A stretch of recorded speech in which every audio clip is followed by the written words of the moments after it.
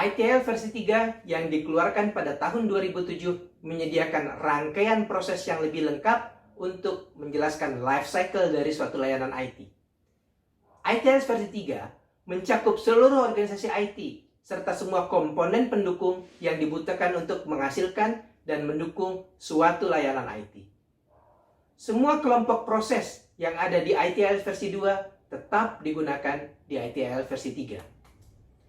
ITIL versi 3 terdiri dari 5 kelompok proses, yaitu Service Strategi, Service Design, Service Transition, Service Operation, Continual Service Improvement.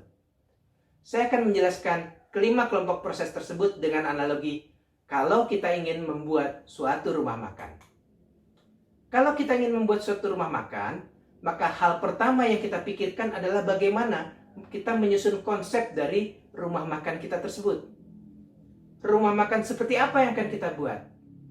Jenis makanan apa yang akan kita sajikan? Siapa yang menjadi target untuk mengunjungi rumah makan kita? Inilah yang disebut dengan service strategi. Service strategi tujuannya adalah memahami tujuan organisasi serta kebutuhan dari user. Setelah kita memiliki konsep dari rumah makan yang akan kita buat, maka selanjutnya adalah kita membuat rencana desain dari rumah makan kita. Bagaimana bangunan arsitekturnya, tampak luarnya, agar menarik untuk dikunjungi. Bagaimana penataan interiornya, agar nyaman dan efisien. Apa saja menu yang akan dihasilkan.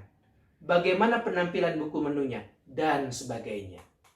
Inilah yang disebut dengan service design. Service design tujuannya adalah mengubah service strategi menjadi suatu rencana untuk dapat mendeliver tujuan bisnis. Rencana yang telah kita hasilkan dari proses service design tentu harus segera kita wujudkan. Kalau tidak, rencana cuma menjadi wacana. Berdasarkan rencana yang telah kita buat, kita menyusun tim untuk mengerjakan bangunan rumah makan, mempekerjakan juru masak, serta pelayan rumah makan, dan semua pihak-pihak yang akan terlibat untuk mewujudkan rumah makan ini. Inilah yang disebut dengan service transition. Service transition tujuannya adalah membangun dan meningkatkan kemampuan kita untuk dapat mendeliver suatu layanan IT. Setelah rumah makan kita jadi, kita mulai beroperasional. Dan tentu kita harus melakukan pengelolaan terhadap kelancaran bisnis rumah makan kita supaya bisa berjalan dengan baik. Kalau operasionalnya tidak kita kelola dengan baik, maka semua upaya dan biaya yang telah kita keluarkan akan sia-sia. Inilah yang disebut dengan service operation.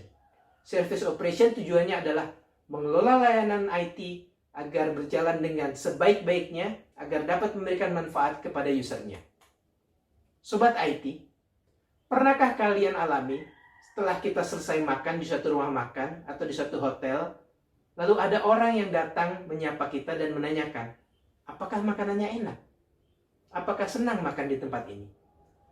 Pertanyaan seperti itu diajukan oleh pengelola rumah makan untuk mendapatkan feedback yang diperlukan untuk meningkatkan kualitas rumah makannya.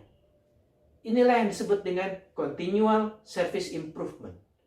Continual service improvement tujuannya adalah melakukan upaya peningkatan layanan TI secara konsisten. Sobat IT, demikianlah penjelasan singkat mengenai ITIL versi 3.